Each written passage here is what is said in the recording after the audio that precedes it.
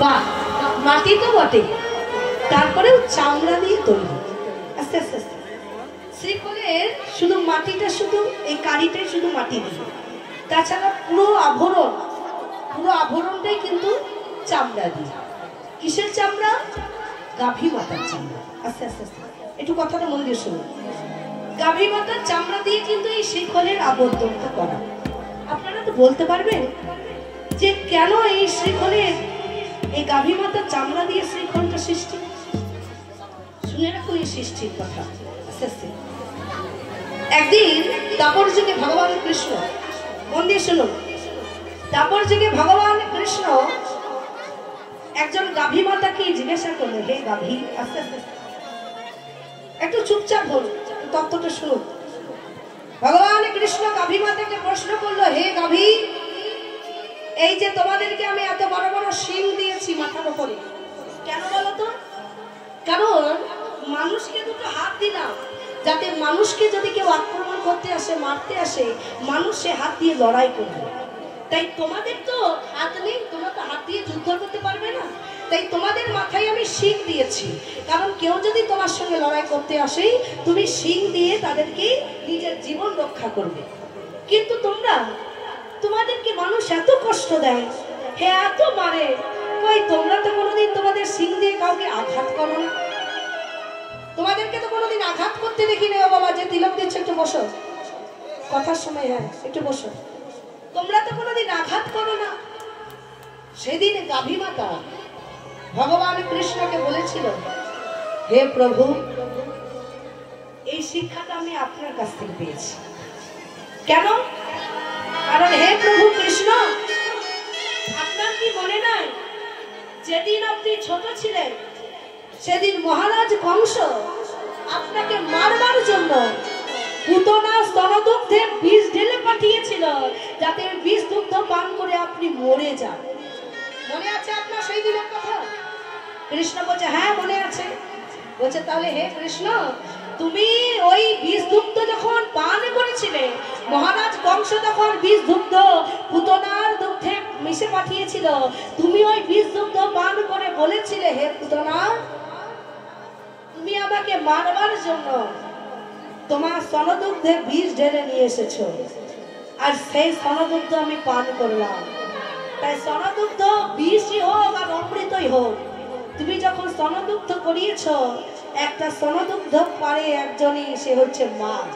তাই তোমার স্তনদুগ্ধ আমি পান করে তোমাকে আমি মা বলে স্বীকার করলাম আজ থেকে।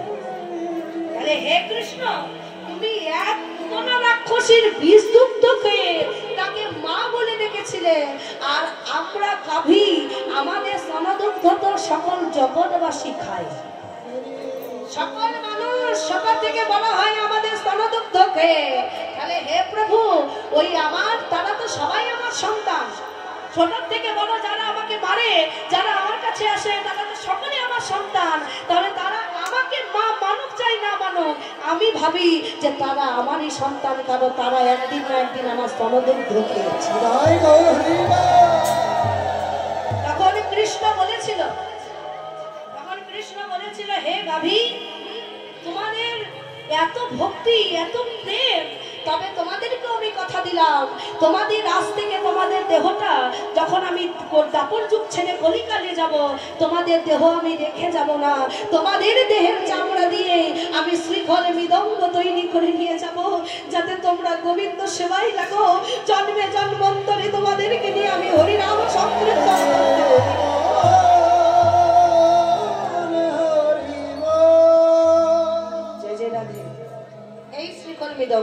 ভগবান সাথে করে নিয়ে এসেছে দাপর যুগে গাভীগণ, সেই দাপর যুগে থেকে নিয়ে এসেছে সাথে করে। এই একটা কথা। আরেকটা কথা হচ্ছে, আজকে যে লীলা কীর্তনটা আপনারা শুনছেন, আমরা ভারত থেকে কত দূর দূরান্ত থেকে কীর্তনীয়াদেরকে এনে কীর্তন করায়। এই লীলা কীর্তনের যিনি প্রবর্তক, এই লীলা কীর্তনে যিনি সৃষ্টি করেছে, যার নাম হচ্ছে নরোত্তম দাস ঠাকুর। আপনারা শুনে রাখুন, এই নরোত্তম দাস ঠাকুর, এই ঠাকুর পদবীটা কিন্তু তার ছিল না, তার নাম ছিল শুধু নরোত্তম দাস। একটু মধ্যে শুনবেন, শুধু তার নাম ছিল নরোত্তম দাস, ঠাকুর ছিল না। তবে ঠাকুর পদবীটা তিনি পরে পেয়েছেন। কেন পেয়েছেন একটু শুনে রাখুন। যে লীলা কীর্তন আপনারা এতবার শুনেন, সেই লীলা কীর্তন যিনি সৃষ্টি করেছে তার বিষয়ে যদি আমরা না বুঝি তাহলে কীর্তন শুনে কোনো লাভ নেই। এই নরোত্তমে দাস, এই নরোত্তম দাসের যিনি গুরুদেব ছিল, সেই গুরুদেবের নাম ছিল শ্রীবাস পণ্ডিত। কি নাম? শ্রীবাস পণ্ডিত। ও বাবা, একদিন নরোত্তম দাস শ্রীবাসের কাছে গিয়ে বলছে, গুরুদেব,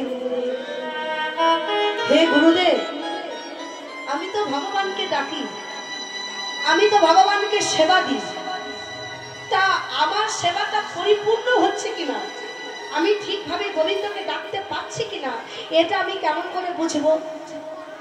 তখন নরোত্তম দাস ঠাকুরের কথা শুনে শ্রীবাস পণ্ডিত তার গুরুদেব বলেছিল, ওরে নরোত্তম, তোমার সেবা ভালো হচ্ছে কিনা, তোমার সেবায় ভগবান সন্তুষ্ট হচ্ছে কিনা, এটা তুমি নিজেই বুঝতে পারবে। কি করে জানো নরোত্তম? শোনো নরোত্তম, জেগে থেকে তো সবাই